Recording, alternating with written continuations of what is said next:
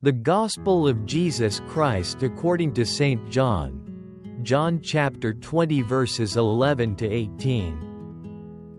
At that time, Mary Magdalene stayed outside the tomb, weeping, and as she wept, she bent over to look into the tomb. She saw two angels in white sitting where the body of Jesus had been, one at the head and one at the feet. They said to her, "Woman, why are you weeping?" She answered, "They have taken my Lord away, and I don't know where they have laid him." After saying this, she turned around and saw Jesus standing there, but she did not recognize that it was Jesus. Jesus said to her, "Woman, why are you weeping? Whom are you looking for?" Thinking he was the gardener, she said, "Sir, if you have taken him away, tell me where you have laid him, and I will take him away." Jesus said to her, "Mary." She turned and said to him in Hebrew, "Rabboni," which means, teacher.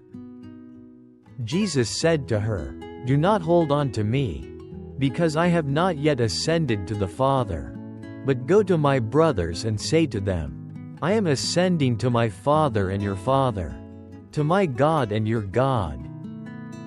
Mary Magdalene went and announced to the disciples, "I have seen the Lord," and she told them what he had said to her. Mary, when the Lord calls our name amidst tears and loss. A healing reflection on John chapter 20 verses 11 to 18. 1. The tears of those who remain. There are days when sadness comes uninvited. It drifts in quietly like evening smoke but weighs heavy like a boulder. Sometimes it stems from a parting, a broken relationship, a door closing behind us. Other times, it comes from no clear cause, just a vague sense of loss growing inside our hearts. Mary Magdalene was living such a mourning. Standing before the empty tomb, she wept, but those tears weren't only for the death of Jesus, they ran deeper. Perhaps they were for the feeling of being left behind, for the heartbreak of love interrupted, for the void when what is most sacred in life seems to vanish. In life, who among us hasn't been like Mary, standing before something we loved and losing it? Trying to hold on to something sacred, only to watch it slip away like morning mist? There's a story of a man who lost his young daughter in an accident. After the funeral, he couldn't cry. He simply sat for hours before her empty room in silence. A friend came to visit, unsure of what to say, and quietly sat with him. After a long while, the father said, "I'm not crying because my daughter died. I'm crying because I don't know who I am anymore when I'm no longer her father." Sometimes, the real pain is not just losing someone else, but losing yourself in that person. 2. The angel asks, "Why are you weeping?" when heaven questions earth. There's something profoundly tender in how the angel asked Mary, "Woman, why are you weeping?" It wasn't a rebuke, but an invitation to open her heart. Sometimes, what we need isn't a solution, but someone patient enough to ask, "Why does it hurt?" and then wait to hear the answer. There's a beautiful image in Japanese culture, kintsugi, the art of mending broken pottery with gold. The cracks aren't hidden, but made beautiful, because the wounds themselves now carry meaning. Likewise, God doesn't dismiss our tears. He doesn't dry them harshly with, "Stop crying." He gently asks, "Why are you weeping?" so we might realize our wounds are seen and valued. Mary responds, "They have taken my Lord," but what matters most here isn't just, "The Lord was taken," but, "My Lord," a relationship. a personal love, a loss that can't be replaced. 3. When we don't recognize the sacred before us. Mary turned around and saw Jesus standing there. But she didn't recognize him. This scene is so familiar. Have you ever searched for God in your pain, only to miss the fact that he was right there in front of you? An elderly priest once said, "Many people pray for God to intervene, but they don't recognize him when he comes as a friend, a doctor, or a surprise phone call. We often expect God to appear in dazzling, miraculous ways, forgetting he prefers to show up in the ordinary."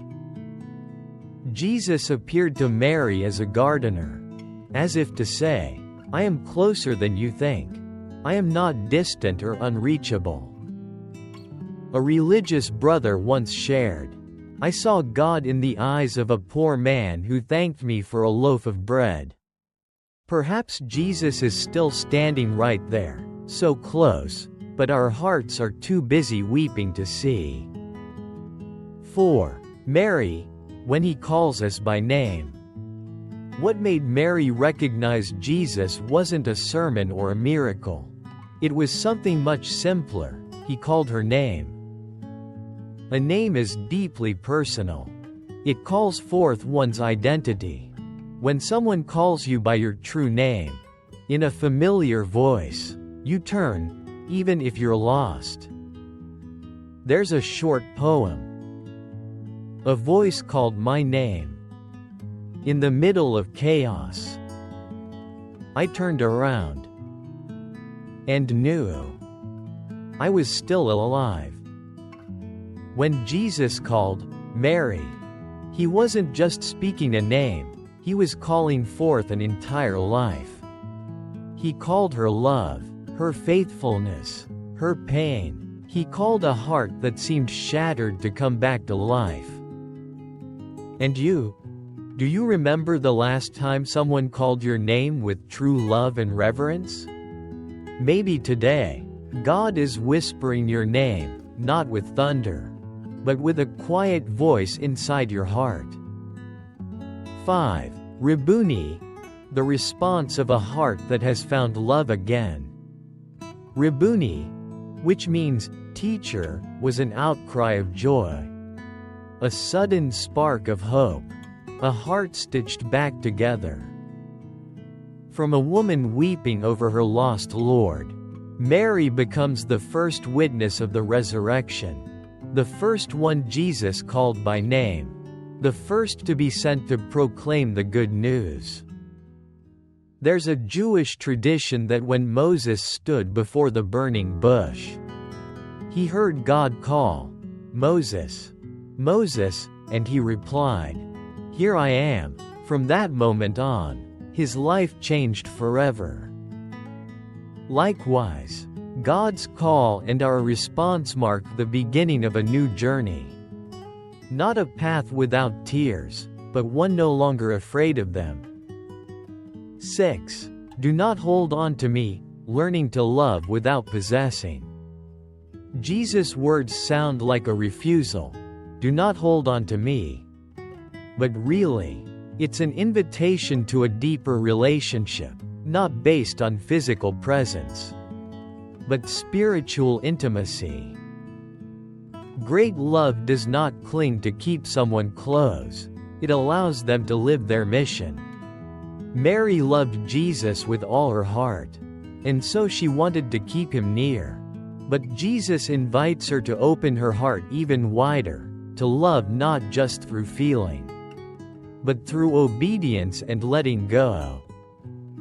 There was an elderly mother whose son joined the priesthood abroad.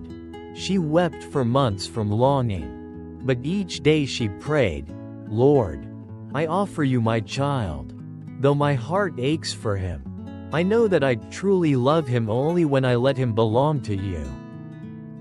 Love does not hold back, it releases the beloved to live out their calling. 7.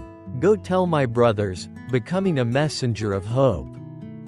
After the resurrection, Jesus didn't appear in a marketplace or before a crowd. He came to one person, and sent that person forth. Mary Magdalene became the first female evangelist, not because she was learned, but because she dared to love deeply, cry freely, and listen carefully for the Lord's voice in her tears. You too. You don't need to know the entire Bible. You don't need to be perfect. You just need to let your heart break before God, then let Him call your name. You too will be sent. There's a song that says, "Let God heal your heart," and He will use that very heart to heal others. 8. Final prayer. I have seen the Lord. Risen Jesus. There are mornings when I wake up feeling like Mary, empty, weary, and unable to find hope. I have stood beside the tombs in my life, the grave of a cold faith, of broken dreams, of a love I thought could not be saved. But you called Mary by name, and I believe you are calling me too. Let me be still enough to hear. Let me turn back and recognize you.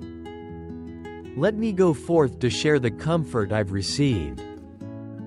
And if today my heart is still dark, please wait with me a little longer, so that when you call my name, I can tremble and reply, Rabboni.